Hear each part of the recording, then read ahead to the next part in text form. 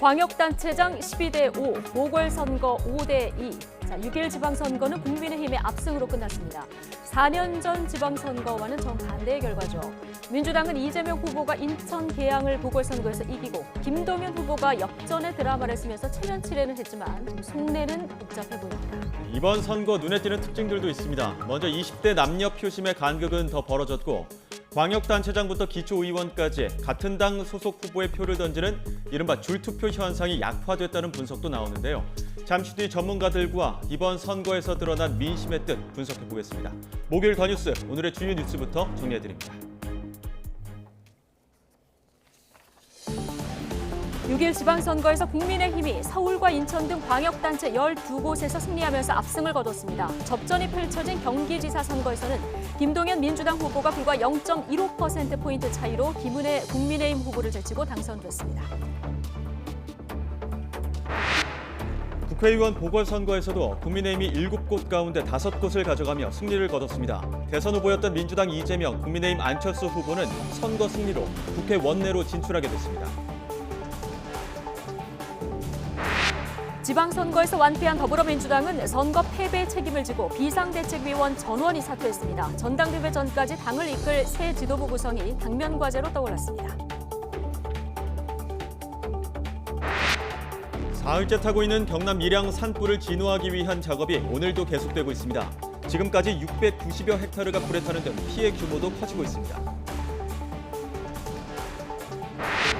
법무부가 한동훈 장관 취임사를 손글씨로 써서 SNS에 올리면 상품권을 주는 이벤트를 진행해 논란이 일었습니다. 한 장관은 YTN 보도 직후 이벤트 중단을 지시했습니다. 러시아군이 우크라이나 동부 돈바스의 핵심 요충지에 대한 공세를 강화하면서 점령 지역을 확대하고 있습니다. 우크라이나군이 힘겹게 방어선을 지키는 가운데 서방 국가들이 첨단 무기 지원에 나서기로 하면서 전세 변화가 주목됩니다. 네, 이번 지방선거의 최대 격전지는 경기도였습니다. 더불어민주당 김동연 당선인은 출구조사는 물론 개표 내내 국민의힘 김은혜 후보에게 밀렸는데요. 개표 막판 극적으로 판세를 뒤집었습니다. 조태연 기자가 보도합니다. 한편의 영화 같은 승부였습니다. 경기도지사 선거에서 더불어민주당 김동연 후보는 득표율 49%를 기록해 국민의힘 김은혜 후보를 그야말로 간발의 차이로 제쳤습니다. 차이는 0.1%포인트, 만표에도 미치지 못했습니다. 오늘의 승리는 저 김동연 개인의 승리가 아닙니다. 변화를 바라는 우리 도민 여러분, 그리고 국민 여러분들의 간절함과 열망이 함께 어우러서 오늘의 승리를 만들어주셨습니다. 과정은 더욱 극적이었습니다. 김동연 후보는 출구조사에서 김은혜 후보의 오차 범위 안에서 뒤졌습니다. 개표율 95%가 넘도록 단 한 번도 김은혜 후보를 앞서지 못해 일부 방송사에선 김은혜 후보의 당선 유력을 전망하기도 했습니다. 상황이 바뀐 건 개표가 96% 넘게 마무리된 새벽 5시 반쯤. 김동연 후보가 역전에 성공하자 두 후보 캠프에선 희비가 엇갈렸습니다. 극적인 뒤집기에 성공한 김동연 후보는 경기도를 위해 온 힘을 쏟겠다고 약속했습니다. 앞으로 고정을 하면서 오로지 경기도 또 경기도민의 발전과 삶의 질을 위해 향상을 위해서 헌신하고 노력하겠습니다. 김은혜 후보는 지난 대통령 선거 당시 경기도에서 5%포인트 넘게 벌어졌던 차이를 대폭 줄이는 데 만족해야만 했습니다. 최선을 다했지만 저의 부족함으로 승리하지 못했습니다. 국민들께서 우리 국민의힘에 보여주신 그 지지와 열정으로 윤석열 정부의 성공과 그리고 대한민국 정상화를 위해서 더 큰 힘을 모아주십시오.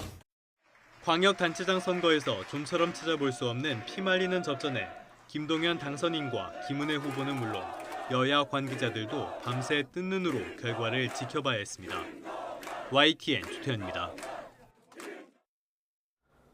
네, 국민의힘의 압승은 서울구청장 선거에도 이어졌습니다. 서울 25개 자치구 중에서 17곳을 국민의힘이 가져갔는데 부동산 표심이 색깔을 바꿨다는 분석이 나옵니다. 4년 전 지방선거에선 서울구청장뿐 아니라 서울시 의회, 경기도 기초단체장 모두 더불어민주당이 싹쓸이했지만 이번엔 국민의힘이 큰 승리를 거뒀습니다. 권남기 기자입니다. 앞선 지방선거에선 더불어민주당이 서울 25개 자치구 가운데 무려 24곳을 휩쓸었지만 이번엔 정반대였습니다. 국민의힘은 17곳에서 승리하며 4년 전의 악몽을 말끔히 씻어냈습니다. 지난 대선에 이어 이번에도 부동산 표심이 승부를 가른 거로 보입니다. 재건축 문제 등이 얽힌 이른바 한강벨트 가운데 성동을 뺀 10곳이 무더기로 국민의힘을 선택했습니다. 민주당발 김포공항 이전 공약의 중심지 강서구에선 결국 청와대 특별감찰반 출신인 국민의힘 김태우 후보가 당선됐습니다. 이런 가운데 구청장은 민주당 후보를 뽑았지만 정작 서울시장은 국민의힘 오세훈 후보를 찍은 자치구가 8곳에 달했습니다. 민주당 지지층을 포함해 송영길 후보에 대한 지지도가 그만큼 약했다는 의미로 풀이됩니다. 구청장들, 시의원, 구의원 후보들의 당선에 도움이 되고자 최선을 다했는데 아쉬움이 큽니다. 민주당이 독식했던 서울시 의회의 권력 지형도 완전히 바뀌었습니다. 지난 2018년 지방선거에선 민주당이 당시 110자리 가운데 102석을 차지했지만 이번 선거에선 국민의힘이 112자리 중 60석 이상 과반을 차지했습니다. 서울시 예산안 심의권과 행정감사 등 막강한 권한을 가진 시의회의 과반을 국민의힘이 차지함에 따라 재선에 성공한 오세훈 서울시장의 역전 사업도 더욱 탄력을 받게 됐습니다. 뭐 일 좀 하려고 그러면 시의회에서 뜻대로 되는 게 없었죠? 정말 서럽고 외로웠었습니다.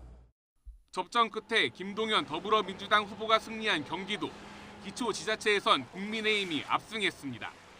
4년 전엔 경기도 31개 시장과 군수자리 중 연천과 가평을 빼고 29곳을 민주당이 가져갔지만 이번엔 국민의힘이 22곳을 차지한 겁니다. 서울과는 반대로 국민의힘 지지층도 김은혜 후보에 대한 반대 여론이 높았던 거로 보입니다. YTN 권남기입니다. 교육감 선거에서는 서울교육감으로 조희연 후보가 3선에 성공했습니다. 이번에도 보수 진영 후보들이 단일화에 실패해 표가 분산된 덕을 봤습니다. 하지만 지난 선거와 달리 보수 후보가 절반 가까운 지역에서 당선돼 진보 교육감 독주 시대는 막을 내렸습니다. 김평정 기자의 보도입니다. 정당 공천은 없지만 후보마다 각기 보수와 진보 진영을 표방하며 치러진 교육감 선거. 서울에선 진보 진영이자 현직 교육감인 조희연 후보가 보수 후보들을 제치고 당선됐습니다. 3선에 성공한 조 후보는 앞으로 4년 더 서울 교육을 책임지게 됐습니다. 다시 한번 조희연을 선택해 주셔서 감사의 말씀을 드립니다. 저에게는 마지막 기회입니다. 혁신교육 8년을 넘어서 더 높은 공교육 실현과 미래교육으로의 전환을 통해서 서울 시민들께 보답하도록 하겠습니다. 조 후보의 당선엔 보수 후보들의 분열이 결정적 역할을 했습니다. 보수 진영 조전혁, 박선영, 조영달 후보의 득표수 합계가 조희연 후보보다 많았던 만큼 보수 후보 단일화 실패가 결국 승패를 가른 것입니다. 이와 달리 경기에선 일찌감치 단일화에 성공한 보수 진영 임태희 후보가 진보 진영 성기선 후보와의 1대1 대결에서 승리했습니다. 지금까지 경기교육은 획일, 편향, 그리고 현실 안주 교육이었습니다. 앞으로 저는 경기교육을 자율, 균형, 그리고 미래지향 교육으로 바꾸겠습니다. 전국으로 보면 진보 진영 후보는 서울 조희연을 포함해 9개 시도에서 이겼고 보수 진영은 중도 보수인 대전 설동훈까지 포함하면 8곳에서 당선됐습니다. 4년 전 선거에선 진보 진영이 대전과 대구, 경북 3곳만 제외하고 14곳을 싹쓸이했습니다. 보수 교육감이 절반 가까운 지역에서 당선된 이번 선거로 진보 교육감 독주 시대는 막을 내린 셈입니다. 교육 정책도 진영에 따라 엇갈리는 만큼 앞으로 큰 변화가 일어날 전망입니다. YTN 김평정입니다. 국제적인 식자재 가격 인상 여파가 빈대떡집에도 미치고 있습니다. 기름값, 재료값, 인건비 모두 올라서 유명 가게조차 19년 만에 가격을 인상했을 정도라고 하는데요. 현장에 나간 취재기자 연결합니다. 이준엽 기자. 네, 서울 광장시장에 있는 빈대떡집에 나와 있습니다. 빈대떡집도 물가 인상이 힘들다고 하는데 현장 목소리는 어떻습니까? 네, 제가 나와 있는 곳이 광장시장입니다. 이곳을 찾는 사람들이 꼭 드시는 것 가운데 하나가 바로 빈대떡인데요. 오늘도 수많은 사람들이 줄을 서서 이렇게 맛을 봤습니다. 넉넉하게 기름을 두르고 지글지글 붙여서 아주 먹음직스러운 모습인데요. 빈대떡의 중요한 재료가 바로 식용유입니다. 이렇게 제가 나와 있는 가게는 옥수수유를 사용하는데 이런 18리터들이 통으로 한 번 들여올 때 보통 280통 정도 들여온다고 합니다. 그런데 이 가격이 두세 달 사이에 30% 이상 올랐습니다. 그리고 가격이 오른 것뿐만 아니라 공급도 많이 줄어들었다고 하는데요. 지난번엔 평소보다 훨씬 줄어든 120통 정도를 들여와서 사장님 걱정이 이만저만이 아니라고 합니다. 또 빈대떡의 주재료는 녹두인데요. 이 녹두 가격도 많이 올랐는데 가격도 올랐지만 구하기가 어려워졌다고 합니다. 원래 여러 업체 가운데 선택했다면 이제는 공급이 가능한 곳을 찾아야 하는 상황이라고 하는데요. 식자재 가격만 오른 게 아니라 인건비도 올랐습니다. 원래 이곳 사장님은 본점과 노점, 분점까지 모두 4개 매장을 운영하는데요. 일상회복 이후로 인력을 구하기가 어려워서 오늘은 여기 한 곳만 운영하는 실정입니다. 물가 상승 압력을 견디다 못해 올해 19년 만에 빈대떡 가격을 1,000원 올렸는데요. 물가와 인건비가 연일 올라서 나가는 돈이 20%에서 30%는 더 늘었다고 합니다. 사장님은 사태가 금방 해결될 것 같지 않아서 큰일이라고 걱정하는 모습인데요. 물가 상승에 인력난까지 이중고의 유명 맛집까지 시름이 깊어지는 모습입니다. 지금까지 서울 광장시장에 있는 빈대떡집에서 YTN 이준엽입니다. 지난달 31일 오전 경남 밀양시 부북면 야산에서 발생한 산불이 사흘째 계속되고 있습니다. 어젯밤 주불 진화에 실패하면서 불길이 오히려 확산했지만 오후 들어 진화의 활기를 띠면서 진화율이 올랐는데요. 현장에 나가 있는 취재기자 연결합니다. 오태인 기자. 네, 경남 밀양 산불 현장입니다. 네, 현재 진화율 얼마쯤 됩니까? 네, 밤사이 내렸던 진화율이 올랐습니다. 정오 기준으로 60%입니다. 본격적으로 헬기와 인력이 투입되면서 작업에 활기를 띠고 있는데요.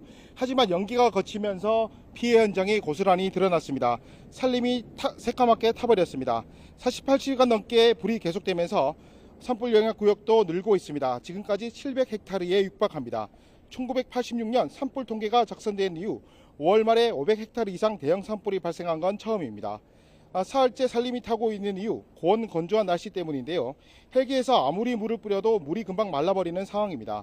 또 무성한 나뭇잎이 바닥에서 타들어가는 불길에 물이 떨어지는 것을 막는 우산 역할을 하고 있습니다. 여전히 주민 불편이 이어지고 있는데요. 거동이 불편한 요양병원 입원 환자들은 인근 학교 체육관에서 이틀 밤을 지냈습니다. 130명 정도 되는 일반 주민도 여전히 집 주변 시설에서 머물고 있습니다. 오늘 산림당국은 군병력을 포함해 어제보다 많은 2,400여 명의 지상인력과 헬기 신세대를 투입했습니다. 산불 현장 북쪽 송전선로로 불이 번지지 않도록 막으면서 진화에 온 힘을 기울이고 있습니다. 산림당국은 여러 악조건 속에서도 오늘까지 주부를 잡는다는 계획입니다. 지금까지 경남 밀양 산불 현장에서 YTN 오태인입니다.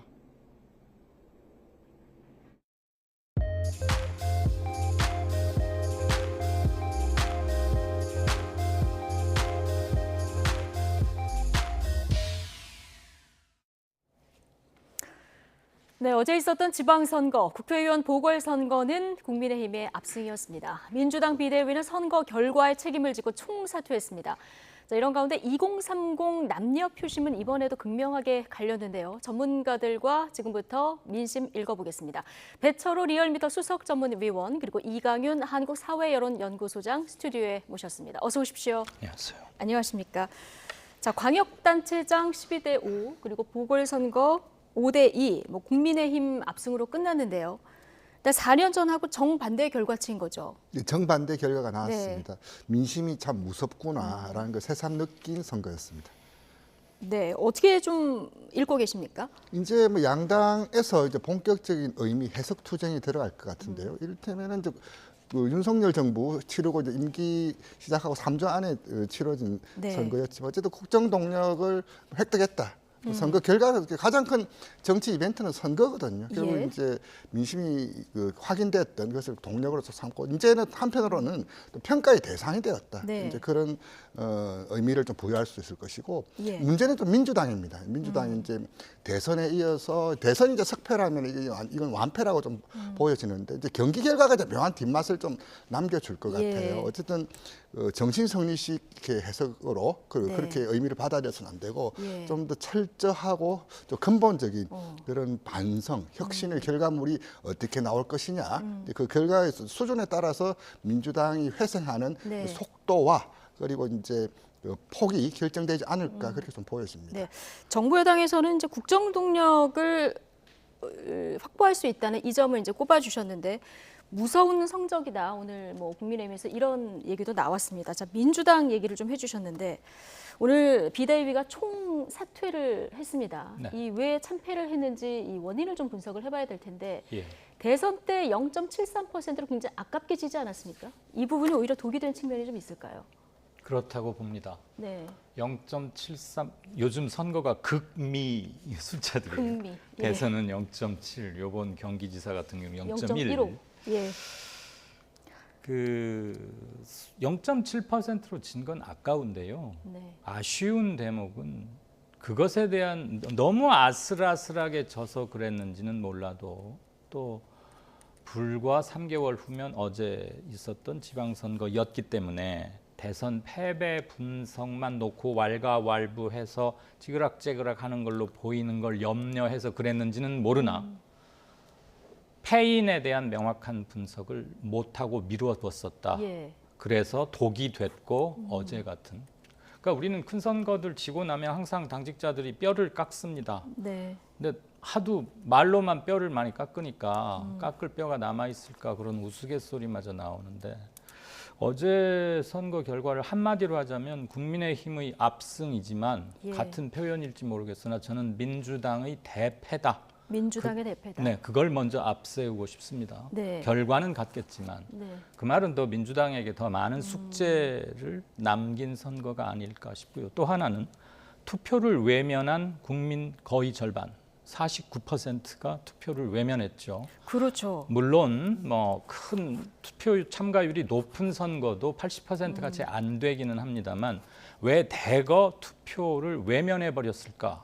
그중에는 민주당의 잠재적 지지자들, 평소 같으면 예. 민주당을 찍으려고 기표소에 갔던 분들도 상당히 있을 거라고 생각합니다. 그래서 양당의 고정 지지층들만이 참여한 투표라고 볼 수 있는데 네. 결과는 민주당의 대패였다. 그러면 투표를 외면할 수밖에 없었던 그분들 또한 잘 생각해야 한다.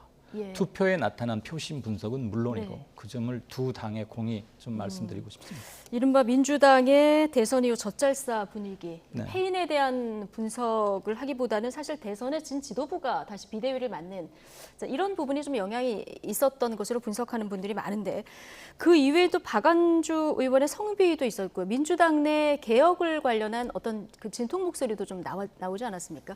국민의힘이 이런 민주당의 악재에 대해서 좀 반사이익을 가져간 측면도 있을까요? 반사이익도 있었지만은 네. 저는 민주당이 현재의 상황을 오판한 측면도 적지 않아 있었다라고 봅니다. 아까 지난 대선 지형이 좀 그대로 살아있는 지표들이 그 대선 이후에도 한두 달 정도 좀 나왔었거든요.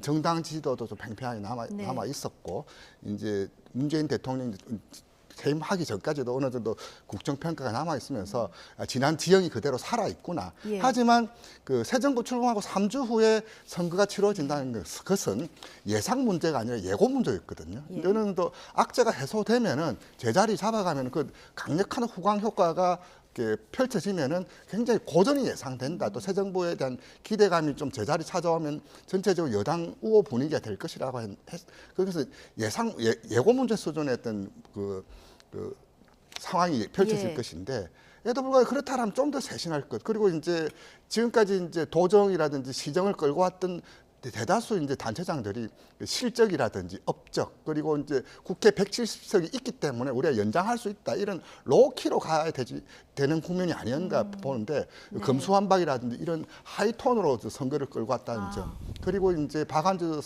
의원 성비 사건에도 좀 명쾌하게 좀 신속하게 하지 못했던 점 그런 것들이 이제 선거 직전에 보면은 민주당 지지율이 30%를 하회하는 그런 결과들이 속속 나왔었거든요. 오늘 MBS도 그렇게 나왔었는데 그렇다면 전국 단위 선거에서 정당 지지율 30이 안 된다라면 굉장히 위험 신호인데도 그렇게 좀 같다는 점, 그런 점이 민주당 상황 오판 또 그 연원을 따지고 올라가자면 0.73에 대한 정확한 의미를 해석하지 못했다. 거기서 좀 출발하지 않았냐? 좀 그렇게 좀 보여집니다. 저는 요즘 한 말씀만 좀 보태고 네네. 싶습니다.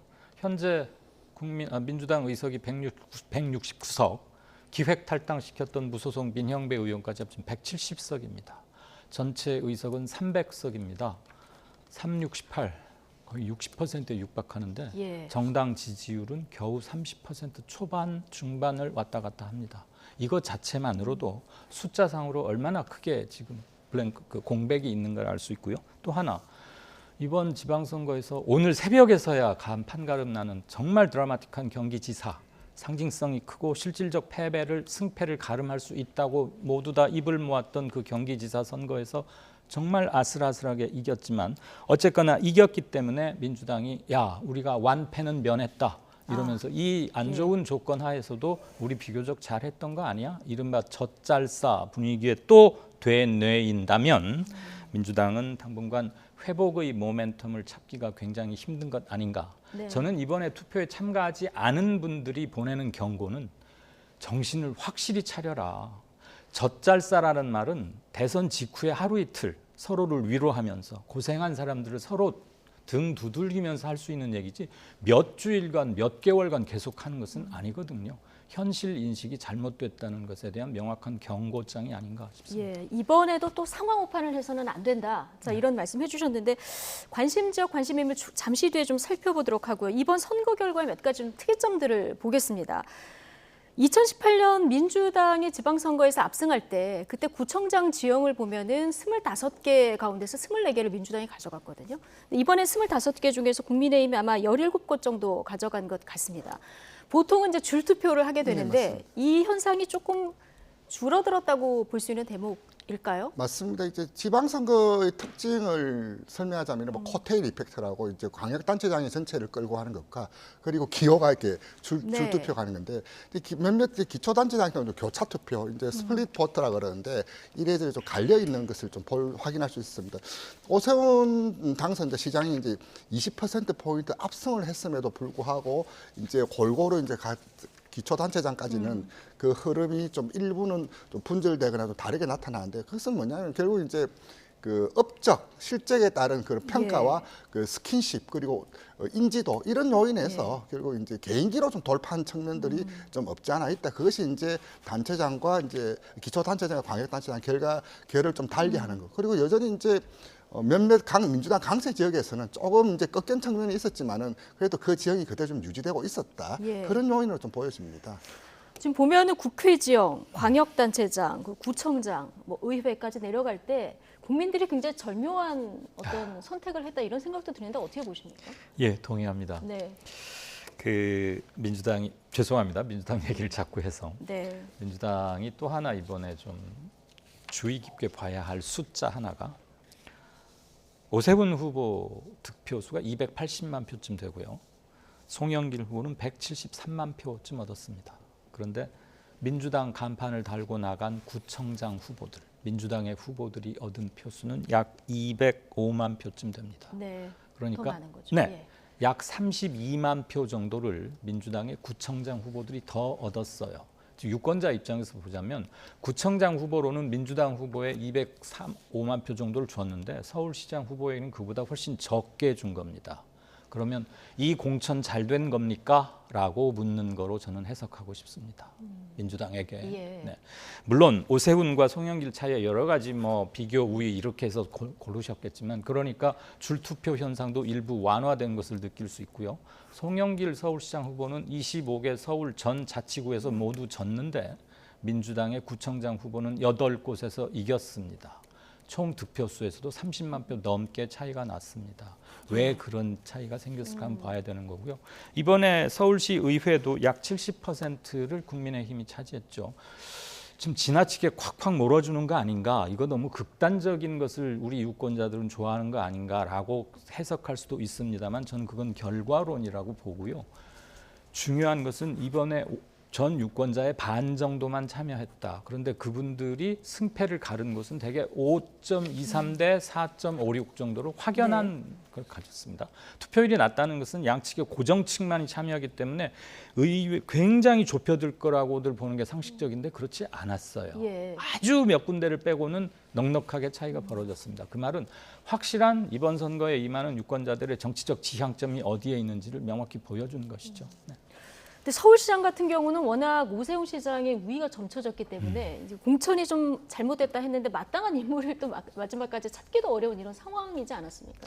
그런 것도 있고 예. 이재명 전 대선 후보의 복귀 과정에서 이렇게 후보를 배치하는 과정에서 뭐 이재명 후보의 의중도 상당히 작용했다고 하고요. 예. 과연 그것을 꼭 상수로 뒀어야 하느냐에 대한 근본적인 것도 한번 고민을 해보자는 얘기죠. 예, 알겠습니다. 또 이번에 관심사항 중 하나가 2030 남녀 표심이 이번에 어떻게 될까 관심이었거든요. 근데 이번에 지상파 3사 공동 출구조사 결과를 분석해 봤더니 20대, 30대 남녀 표심이 역시나 뭐 확연하게 갈렸고 이번에 좀 더 벌어진 지역도 있더라고요. 네, 그렇습니다. 이제 최근 들어서 이제 전통적인 이제 투표 행태 설명 이른바 그 지역 투표라고 할 수 있는 동서균열인데 최근에는 이제 이른바 세대균열 그리고 이제 젠더 균열도 이제 나타나고 있는데 특히 이제 2030 세대에서 젠더 균열이 좀 확연히 나타나고 있어요. 지난 대선만 보더라도 윤석열, 이재명, 윤석열에서 남녀 투표가 확연히 달라졌는데 이번에도 똑같이 좀 나타났어요. 이제 이 문제에서는 좀 시사하는 바가 좀 크다고 봅니다. 이렇게 계속 젠더 균열이, 젠더 갈등이 지속된다라면은 이건 어떻게 될까? 단순히 이제 선거 공학적으로 접근을 하기에는 또 이것을 기대하기에는 좀 수치가 위험 수치 수준 아니냐? 좀 그렇게 좀 보여집니다. 예. 자, 다른 세대는 안 그런데 2030만 남녀 표심이 이렇게까지 갈리는 이유는 뭐라고 보시고요? 이거 좀 해결해야 될 것 같은데 네. 어떤 해법이 있을까요? 2030 특히 20대 분들의 남녀 원래는 또래끼리 남녀는 사이도 좋게 지내고 학교에서는 짝꿍도 하고 소풍도 같이 가고 그랬을 거 아니에요? 누구보다도 사이가 좋고 말이 잘 통해야 되는데 불행하게도 우리 20대와 30대 중반까지의 남녀는 그렇지 못한 것 같습니다. 일단 서로 사회를 바라보는 문제가 다르고 피해의식을 느끼는 정도가 다른데 제가 이렇게 보면 지금 2030들은 남녀 구분 없이 키우는 이른바 남존여비라는 것을 아예 모르고 큰 첫 번째 세대가 아닌가 싶어요. 그런데 아직도 사회의 전체적인 구조는 남자 쪽에 좀 무게중심이 실려 있지요. 그래서 지금 2030 특히 20대 남성분들은 우리 큰형님, 삼촌, 아버지 세대 때는 남성이 이러한 어드밴티지를 누리는 게 너무 당연했는데 왜 나는 못 누려야 하지? 오히려 나는 왜 뭐 가산점이니 뭐니 해서 피해를 받아야 하지? 그리고 여성들을 항상 앞에 해야지? 취직은 안 되고 힘든데 왜 쟤는 내신이 뭐니가 왜 수행평가도 항상 여자가 해? 회장은 항상 여성이야? 이런 모종의 피해의식을 갖기 쉽고요. 정상화되는 과정을 받아들일까지 뭐 시차가 좀 있다 이런 말씀이시죠? 있고요. 예. 남자는 국민의힘, 여성은 민주당이 이번에도 또 한 번 확인됐는데 이 1차적인 피해는 저는 국민의힘이나 당정을 이끌고 있는 집권층의 피해가 더 크다고 봅니다. 왜? 국정 운영의 총체적인 책임이나 사회 통합 책임 역시 담임 세력이 갖고 있게 마련이죠. 그리고 항차 자신들의 정치적 기반 확대를 위해서도 여성표를 끌어들이지 않고서는 미래가 보이지 않습니다. 그건 민주당도 마찬가지지만 정책의 툴을 주도적으로 갖고 있는 건 정부 여당이기 때문에 저는 윤 정부 임기 5년 동안 가시적인 첫 주춧돌이라도 반드시 놓여져야 한다. 특히 여성 젠더 문제에 관해서. 젠더 문제 이제 민감하게 받아들이는 이슈가 이제 20대, 30대 남녀가 다 다른데 사실 민주당에서 이번 선거 직전에 성비위 의혹이라든가 성희롱 발언 등이 좀 문제가 돼서 여성 표심이 이번에 조금 움직이지 않을까 생각했는데 그대로 굳어진 원인은 뭐라고 보십니까? 글쎄요, 이제 결국 이제 정치적 정향이 좀 그 이슈보다 좀 우선하지 않았냐. 그렇기 때문에 사실 그 처리를 하는 것이 또 박지원 위원장이기 때문에 좀 가감하게 좀 했었다. 그 정도면 충분한 거 아니냐와 또 정치적 선택과 그 사안을 좀 별개로 본 그런 인식도 적잖이 있지 않았냐 그렇게 보여집니다. 자, 인물로 들어가서 오늘 정말 한 명의 인물을 뽑자 하면은 단연 뭐 경기도지사에 당선된 김동연 후보가 아닐까 싶은데 정말 새벽에 대역전극으로 각본 없는 드라마를 썼는데요. 0.15%포인트, 8천여 표 차이입니다. 경기도 유권자가 1,000만 명이 넘는데 8천여 표 차. 이 승리의 마지막 그 변수는 뭐였을 거라고 보십니까? 역시 인물론, 자질론, 그다음에 타당 후보가 필적하기에는 조금 버겁게 느껴졌을 경력 이런 것 같은데요. 한마디로 저는 이렇게 표현하고 싶습니다. 윤석열 이제는 대통령이시죠. 예. 윤석열 대통령과 경쟁해서 지지 않았다. 아주 이만큼이라도 이겼다. 예. 김동연 후보가. 김은혜 후보의 뒤에는 아주 든든하게 윤석열 당선인이 있었죠.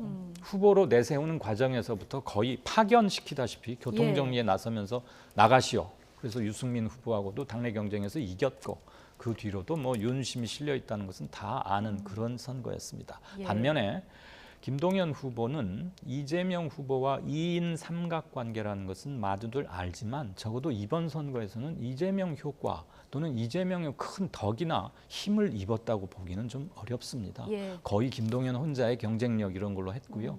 마지막에 또 김은혜 후보의 그 재산 뭐 축소 신고, 예. 누락 신고 이것도 좀 안 좋은 영향을 투표장에 다 붙었기 때문에 그렇죠. 이 부분이 좀 영향이 있었을 네네, 것이다. 경고가 있었으니까요. 어쨌든 김동연 후보는 끝까지 이재명 위원장하고 마지막에는 이렇게 동반 유세를 한다거나 이런 모습이 별로 없었거든요. 적절한 거리두기를 성인으로 꼽고요. 예. 저 이제 한 말씀 더 보태자면은 그 근본적으로 왜 김은혜 후보 떨어졌는가를 한번 더 훑어보자면은 예. 저는 첫 번째로 미스캐스팅이 아니었냐, 캐스팅 미스 아니냐고 봅니다. 그리고 또 하나가 그 지금 다들 언론에서도 유승민 전 의원이 나왔으면은 과연 이 이 결과가 나왔을까라고 예. 그렇게 지적하시는데 저도 상당 부분 거의 공감하고요. 또 하나 뭐냐면 후광 효과만으로는 그 결과를 담보할 수 없다. 결국 인물이라든지 정책이 받쳐져야 되지. 결국 이제 윤석열과 이겼다라는 이런 말도 또 나오고 있거든요. 예. 그랬을 때 그 단순히 이제 후광 효과만으로는 안 된다. 또 하나가 뭐냐면 이제 리스크 관리. 그 강용석 변수 통제하지 못했다. 이 문제를 결정적으로 결국 이제 흔히 뭐 네이더 이펙트라 그럽니다. 랄프 네이더가 이제 나오면서 엘고 표가 이제 분산되면서 흔히 쉽게 말해서 이제 그 진영 내 분산에 따른 결과가 다 갈리는 걸 네이더 이펙트라고 하는데 우리는 그보다 더 익숙한 게 있죠. 이른바 이인제 효과라고 하는데 이제 이인제 효과가 아니라 강용석 효과로 한 단계 좀 업그레이드된 아마 강용석 효과 이 말은 이제 정치권에서 이제 정립되지 않을까 그렇게 좀 보여집니다. 예. 양당 모두 지금부터 이제 제대로 복귀를 해야 2년 뒤 총선을 좀 대비할 수 있을 것 같은데, 자 김동연 당선인 포함해서 이번 선거에서 오세훈, 이재명, 안철수, 홍준표 이른바 대권 잠룡들 모두 이기긴 했는데요. 성적표에 대한 해석은 좀 엇갈리는 듯도 합니다. 박성원 앵커가 정리해드립니다. 이번 지방선거는 지난 대선에 도전했던 후보들이 잇따라 출마하면서 대선 2라운드라고 불릴 정도였죠. 그렇다면 2라운드를 치른 대선 주자급 후보들, 이른바 잠룡들이 받아든 성적표는 어떨까요? 먼저 마지막까지 손에 땀을 쥐는 접전 끝에 대역전극을 써낸 경기지사 김동연 당선인. 출구조사에서는 김은혜 후보에 뒤졌지만 오늘 새벽 5시를 넘기면서 상황이 역전됐고 승리의 쐐기를 박았습니다. 불리한 선거 구도에서 대통령 측근을 꺾고 최후 방어선을 사수했다는 점에서 단숨에 체급을 높였는데요. 당내 대권 가도에서 상당한 입지에 올라설 것이라는 분석입니다. 김동연 당선인 소감 직접 들어보시죠. 오늘의 승리는 저 김동연 개인의 승리가 아닙니다. 변화를 바라는 우리 도민 여러분, 그리고 국민 여러분들의 간절함과 열망이 함께 어우러져서 오늘의 승리를 만들어주셨습니다. 투표가 마무리되고 일찌감치 당선을 확정지은 오세훈 서울시장은 최초의 4선 시장으로 유력 대권주자로서 존재감을 드러냈습니다. 앞으로 4년 임기 동안 행정력을 입증하고 서울시장으로 여론 주목도와 정치적 영향력을 유지한다면 입지는 더욱 탄탄해질 것이라는 전망이 나옵니다. 당선 이후 대권 관련 질문에 답하기도 했는데요. 오세훈 서울시장의 목소리도 직접 들어보겠습니다. 저 개인적으로 굉장히 사치스러운 생각이라고 마음을 먹고 있습니다. 정말 이 서울시장이라는 직이 가지는 책임과 의무가 그 무게로 치자면 대통령직 못지않다, 그런 생각입니다. 한편 경기 분당갑 보궐선거에 출마한 안철수 당선인은 낙승을 거두면서 3선 고지에 올랐는데요. 제3지대 길을 모색했던 안철수 당선인 입장에서는 국민의힘 간판을 달고 출마한 첫 선거를 통해 집권 여당의 중진 의원으로 거듭나게 된 겁니다. 앞으로 원내로 진입해 국민의힘 의원들과 접촉면을 넓히고 당권 도전에 이어 대권에 도전할 것이라는 관측되는 만큼 대선 주자로서 일보를 내디뎠다는 평가입니다. 안 당선인 이야기 직접 들어보시죠. 이제 윤석열 정부의 성공을 뒷받침하고 그리고 대한민국의 새로운 변화를 위해서 여기 계신 모든 분들과 끝까지 함께 하겠습니다. 반면 이재명 당선인은 인천 계양을의 보궐선거에 승리하며 원내 진입엔 성공했지만 홀로 생환, 상처뿐인 영광이라는 이야기가 나옵니다. 계양을 지역에서 윤영선 후보의 확실한 우위를 보여주지 못했고 총괄선대위원장으로 민주당 참패에 대한 책임론을 피할 수 없게 됐는데요. 당장 선거를 함께 이끌던 민주당 이원욱 전략공천위원장은 오늘 새벽 SNS에 이재명 친구 상처뿐인 영광 축하합니다라고 적었고 박지원 전 국정원장도 당생 자사, 당이 살고 자기가 죽어야 국민이 감동한다며 이재명 위원장의 당선과 당의 참패를 우회적으로 비판했습니다. 이를 의식한 듯 이재명 위원장은 오늘 새벽 굳은 표정으로 소감을 밝혔는데요. 들어보시죠. 국민 여러분들의 엄중한 질책을 겸허하게 수용하겠습니다. 많이 부족했습니다. 좀 더 혁신하고 또 새로운 모습으로 국민 여러분들의 기대에 부응하도록 최선을 다하겠다는 말씀을 드립니다. 대선 2라운드를 치르고 엇갈린 성적표를 받아든 차기 대권 잠룡들. 각각 또 다른 시험대에 오른 만큼 앞으로의 행보도 주목되고 있습니다. 네. 자, 홍준표 대구시장까지 해서 대권 주자로 분류되는 분들 대부분 승리를 거뒀습니다. 이거 체급을 낮춘 만큼 어떻게 보면 좀 당연한 결과일 수도 있을 것도 같은데 어쨌든 각각의 해석이 조금 다른데 이재명 위원장 당선 관련해서 좀 얘기를 해봐야 될 것 같습니다. 일단 이재명 위원장은 인천 계양을 해서 여론조사보다는 조금 여유 있게 이겼습니다. 이거는 김포공항 이슈가 적어도 계양에서는 좀 먹혔다고 봐야 될까요? 그거 하고요. 네. 이번에 투표율 잘 보면 계양구 전체의 투표율은 보다 계양을 투표율이 훨씬 높습니다. 그거는 이재명이 일단 출전했으니까 관심의 소지가 좀 있는데 처음에는 낙승하는 듯 하다가 오차 범위로 좁혀졌대. 잘못될 수도 있나 봐. 이런 얘기들이 퍼지니까 양쪽 다 관심이 모였고 결집이 좀 더 많이 이루어졌죠. 그래서 처음에 1차 위기 경고 사인이 울린 뒤로 이재명 후보 측에서 뒤늦게 정신 차리고 열심히 몰두한 결과로 조금 벌린 것 같아요. 그리고 이재명의 티켓 파워가 갑자기 사라지지는 않았을 겁니다. 다만 이재명의 쓰임새를 이번에 꼭 이렇게 썼어야 하는가라는 전국 전체의 차원에서 이제 물음표가 제기되는 것이고 어쨌거나 계면적인 승리, 조금 곤혹스러운 승리를 거두었는데 저분이 누군가가 자리를 비워서 2년간 비는 배지를 차려고 저기 출마했던 건 아니지 않습니까? 그런 점에서는 처음에 그렸던 그림의 반절도 채 거두지 못했다. 그래서 굉장히 곤혹스럽지 않을까 그런 생각이 듭니다. 아무튼 여론조사상으로는 딱 붙어있다. 저도 몇 주 전에 이 자리에서 그런 말씀 드렸습니다만 실제 뚜껑 열어보니까 그거보다는 좀 벌어졌어요. 일단 이재명 위원장이 직접 출전한 만큼 지지층이 마지막에 좀 결집한 이런 측면 무시할 수 없을 것 같고. 근데 이재명 위원장은 승리했지만 정체 선거에서는 좀 참패한 이런 결과물을 받아든 거 아니겠습니까? 당내에서 지금 이재명 책임론이 굉장히 커지고 있는 이런 상황이고요. 당장 이제 전당대회 앞두고 당권 도전 얘기도 나오는데 이렇게 되면은 앞으로 이 과정에서 또 한 번 진통이 불가피할 것 같아요. 불가피할 것으로 보였습니다. 이재명 이제 오늘부로 의원이죠. 의원은 계양을 후보자이기도 하지만 민주당 총괄선대위원장이었어요.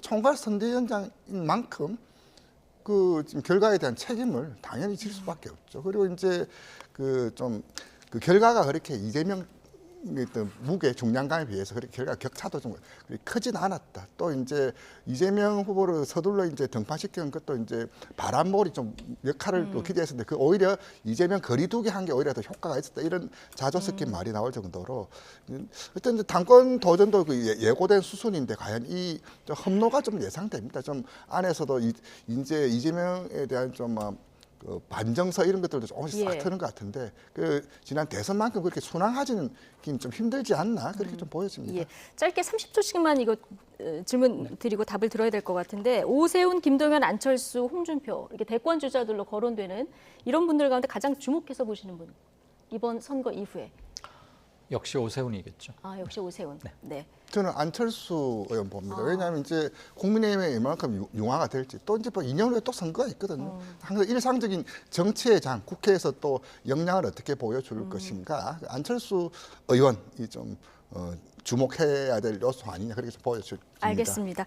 자, 두 분의 어제 선거에 대한 분석 그리고 앞으로의 전망까지 들어봤습니다. 지금까지 배철우 리얼미터 수석 전문위원 그리고 이강윤 한국사회여론연구소장과 함께했습니다. 고맙습니다. 고맙습니다. 감사합니다.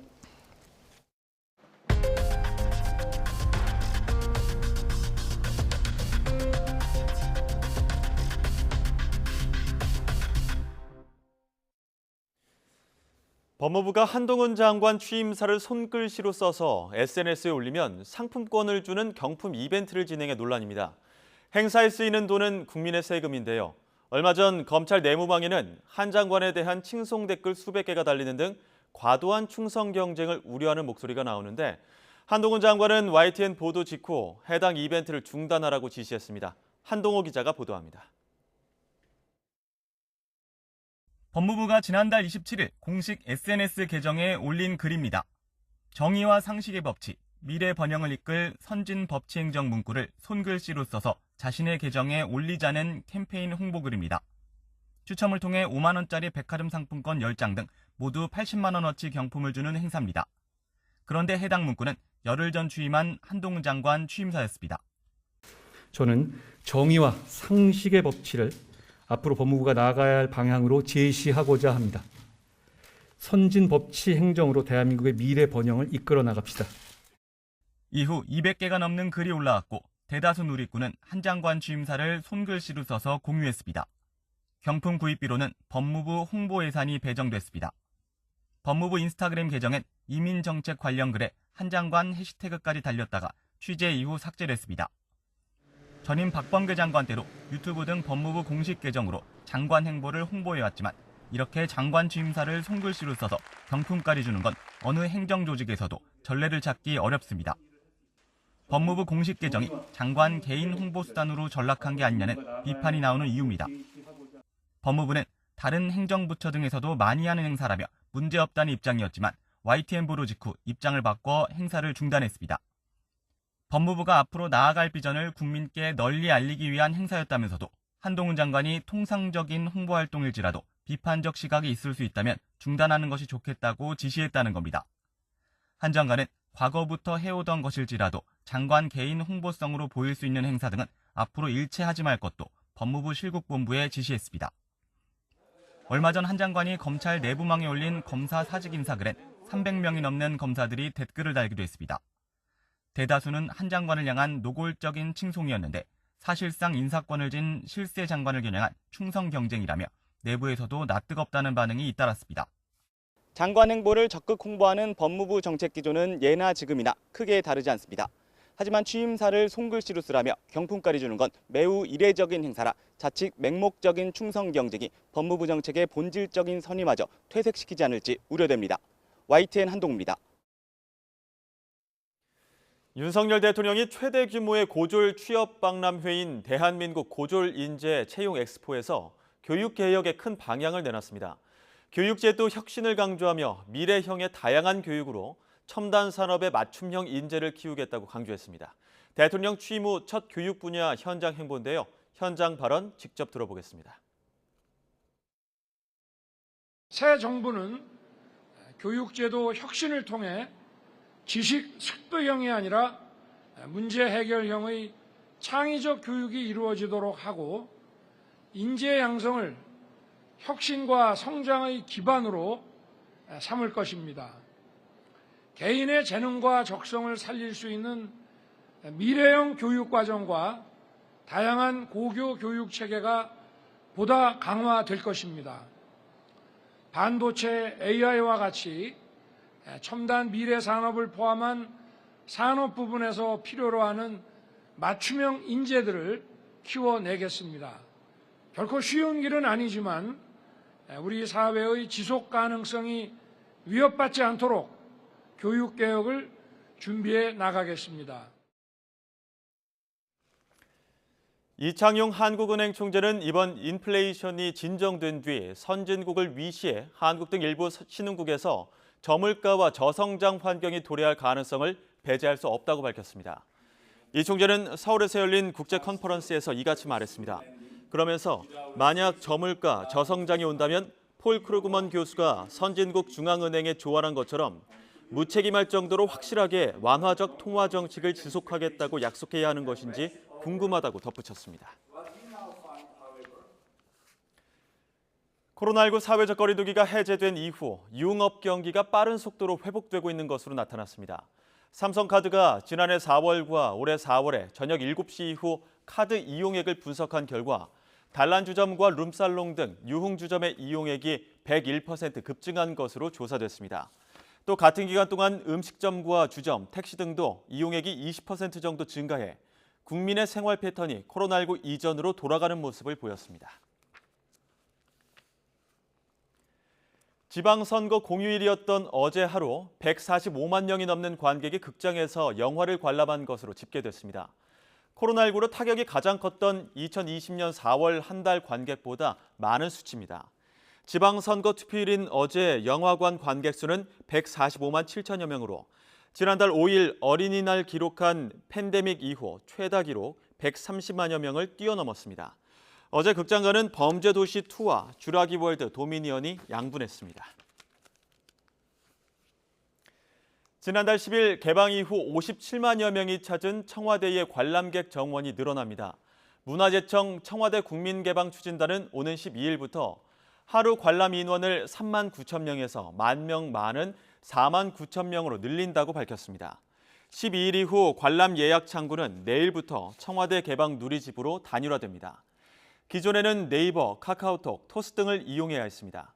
관람자 선정 방식은 추첨해서 선착순으로 바뀌고 한 명이 예약할 수 있는 인원은 4명에서 6명으로 늘어납니다. 원숭이 두창 감염자가 국내에 발생하게 되면 격리병상에서 치료받게 됩니다. 질병관리청은 원숭이 두창을 2급 법정 감염병으로 지정하는 내용의 관련 고시가 오는 8일 발령되면 이 같은 격리 의무가 생긴다고 밝혔습니다. 확진 환자는 격리병상에서 치료받게 되는데 접촉자에 대한 격리 필요성은 검토하고 있다고 설명했습니다. 방역당국은 앞으로 원숭이 두창 위험도 평가를 이어가면서 격리 수준을 결정할 계획입니다. 골프 레전드와 골프를 사랑하는 야구 선수들이 자선대회에 참가했습니다. 최경주와 박찬호, 박지은과 윤성민이 팀을 짜 대결했는데 승자는 누구였을까요? 이지은 기자가 보도합니다. 제주도에서 만난 골프와 야구 스타들. 레전드 최경주와 박찬호, 박지은과 윤성민이 팀을 이뤘습니다. 홀마다 승자를 가리는 방식의 경기. 마지막에 우승 건 뒤져있던 박지은조였습니다. 박지은은 윤성민이 나무 아래로 보낸 공을 왼손 스윙으로 빼내며 실력을 뽐냈습니다. 왼손으로 또 오랜만에 또 트러블 샷도 쳐보고 겨우겨우 어쨌든 한타 차로 그 홀을 이겨서 결국은 저희가 팀 우승을 만들어내기는 했는데 우리나라를 대표하는 레전드 선배님들이랑 같이 대회를 했는데요. 너무 재밌었고요. 또 너무 즐거웠습니다. 분위기는 화기애애했습니다. 집중하면 다르다. 이런 걸 봤는데 너무 귀한 시간이었고요. 오늘 파트너인 또 우리 박 선수가 굉장히 즐겁게 해줬어요. 또 몇 번의 그 코치를 해주셨어요. 이렇게 쳐라 저렇게 쳐라. 근데 그건 제가 안 쳐본 거를 해주셔가지고 제가 그걸 다 실수를 했는데 어떻게 50야드를 페이드로 치라고 그러셔가지고 페이드 치다가 뒷땅 쳐가지고. 남녀 대결이 펼쳐진 다른 조에서는 이보미와 김하늘이 현역 박상현, 김한별을 이겼습니다. 마지막에 이겨서 좀 멋이 없긴 한데요. 정말 두 분의 멋진 샷을 보면서 오늘 굉장히 감탄의 연속이었던 것 같고 자선 경기 상금 3천만 원은 만 18세가 돼 보호시설에서 떠나야 하는 보호 종료 청소년의 장학금으로 쓰일 예정입니다. YTN 이지은입니다. 미국이 우크라이나에 첨단 로켓 시스템 등 추가 무기 지원을 공식화한 가운데 독일도 대공 미사일과 레이더 추적기 등 현대식 방공 무기를 지원하기로 했습니다. 러시아는 미국 등 서방이 의도적으로 기름을 붓고 있다고 반발했습니다.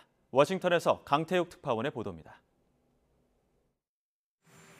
조 바이든 미국 대통령이 우크라이나에 대한 새로운 안보 지원 패키지를 제공한다고 밝혔습니다. 미국 국방부는 7억 달러 규모라며 고속기동 포병 로켓 시스템과 항공감시 레이더 등이 포함됐다고 설명했습니다. 이 가운데 로켓 시스템은 사거리가 최대 80km로 장거리 미사일을 지원해달라는 우크라이나의 요구를 어느 정도 받아들인 겁니다. 미국 정부는 로켓 시스템 등 지원 무기는 방어용으로 러시아 본토를 공격하는 데 쓰이진 않을 것이라고 설명했습니다. The Ukrainians have given us assurances that they will not use these systems against targets on Russian territory. 그동안 미온적이었던 독일도 대공 미사일과 레이더 추적기 등 첨단 무기 제공에 가세했습니다. 숄츠 총리는 푸틴 러시아 대통령이 승리하지 못하게 해야 한다며 우크라이나가 방어에 성공하도록 하기 위한 것이라고 설명했습니다. In den kommenden Wochen werden wir auch weitere Waffen liefern. Zum Beispiel hat die Bundesregierung aktuell entschieden, dass wir mit dem System IRIS-T das modernste Flugabwehrsystem liefern, über das Deutschland verfügt. 러시아는 무기 지원 얘기가 나오자마자 반발했습니다.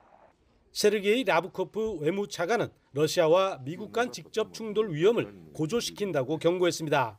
크렘린궁도 미국이 의도적으로 기름을 붓고 있다고 비난했습니다.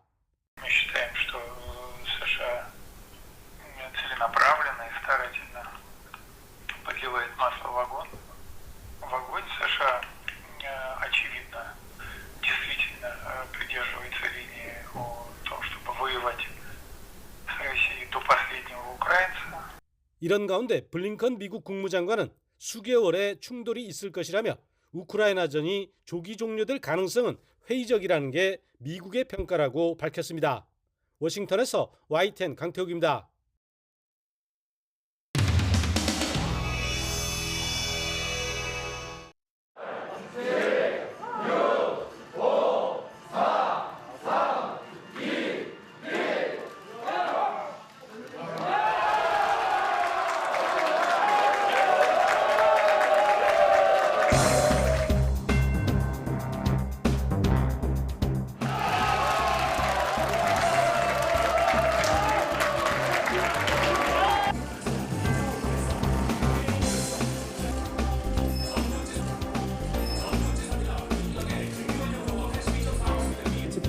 오세훈 후보 쪽 반응이 들어오고 있던 곳에서 1위를 차지했고요. 지난 대선에서 국민의힘이 우위를 보였던 경기성 예상했던 결과인지 한번 읽어주실까요? 아까 보시면서 좀 울컥하시는 것 같던데 감정적으로 약간 뭐 고민하시는 거 일정이 있어서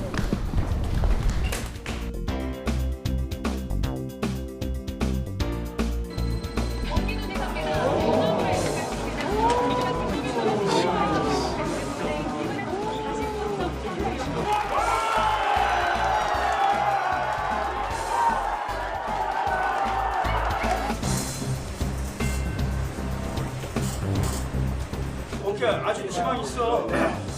80절 3. 가능해 지금. 가능해. 가자. 자, 이쪽 깐깐히 가자. 다 따라갔어 지금. 아, 좋아. 동률이다, 동률이야.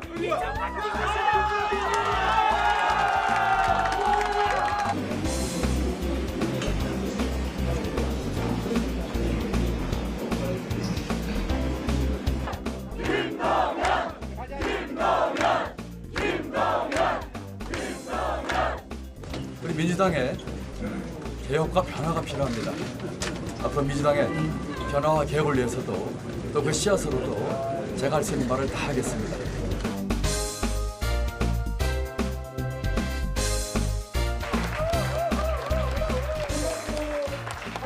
국민의힘에 힘을 몰아주어야 앞으로 윤석열 정부가 5년 동안 국정 운영을 잘해 나갈 것이다 라는 그런 판단하에서 없죠. 그럼 하라는 거죠. 오늘 뭐 기분 좋은데 질문 많이 받아야죠.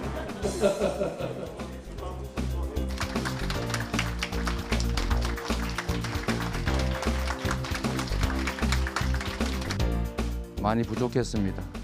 좀 더 혁신하고 또 새로운 모습으로 우리 국민 여러분들의 기대에 부응하도록 최선을 다하겠다는 말씀을 드립니다.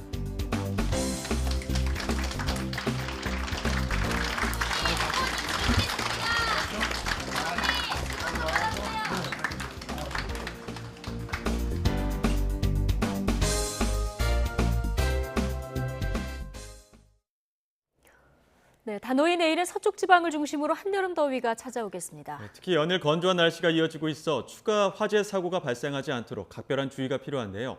자세한 날씨 기상캐스터 연결해 알아보겠습니다. 윤수빈 캐스터. 네, 윤수빈입니다. 네, 자, 자세한 날씨 전해주시죠. 네, 단오인 내일은 서울에도 한여름 더위가 찾아오겠습니다. 내일 서울의 한낮 기온은 32도로 오늘보다 무려 5도나 높겠고요. 특히 서쪽 지방은 올해 들어 가장 더운 곳이 많을 것으로 보입니다. 여기에 자외선도 무척 강할 것으로 보이니까요. 외출하실 때는 자외선 차단제를 꼼꼼히 덧발라주시고 모자나 양산도 챙겨 나오시기 바랍니다. 내일도 전국적으로 맑은 하늘이 펼쳐지겠습니다. 다만 연일 맑은 날씨가 이어지면서 대기는 점점 더 메말라가겠는데요. 현재 강원 남동부와 충북, 영남 지방을 중심으로 건조주의보가 발효 중이고요. 경남 밀양은 사흘째 산불이 이어지고 있습니다. 아직 진화 작업이 진행 중인 만큼 추가 화재 사고가 발생하지 않도록 각별히 주의해 주시기 바랍니다. 내일 아침 기온은 오늘보다 2에서 4도가량 높겠습니다. 서울과 대전, 대구는 19도가 예상됩니다. 동풍의 영향을 받는 동쪽 지방은 강릉 23도, 포항 24도 등으로 비교적 선선하겠지만 서쪽 지방은 서울과 대전 32도, 광주는 33도까지 오르면서 한여름처럼 덥겠습니다.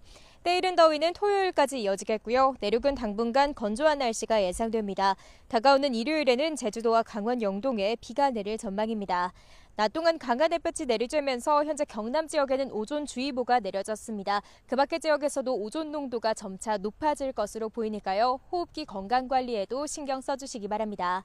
지금까지 YTN 윤수빈입니다. 네, 더불어민주당 비상대책위원회가 지방선거 완패 책임을 지고 총사퇴하기로 했죠. 개항을은 이겼지만 당은 참패한 성적표를 받아든 이재명 위원장의 앞으로 당내 입지에 대한 여러 가지 해석도 나옵니다. 압승한 국민의힘에서는 감사하지만 두려운 성적표라는 반응이 나왔는데 어제 선거 결과에 대한 여야 입장 잠시 뒤에 직접 들어보겠습니다. 더 뉴스 2부로 돌아오겠습니다.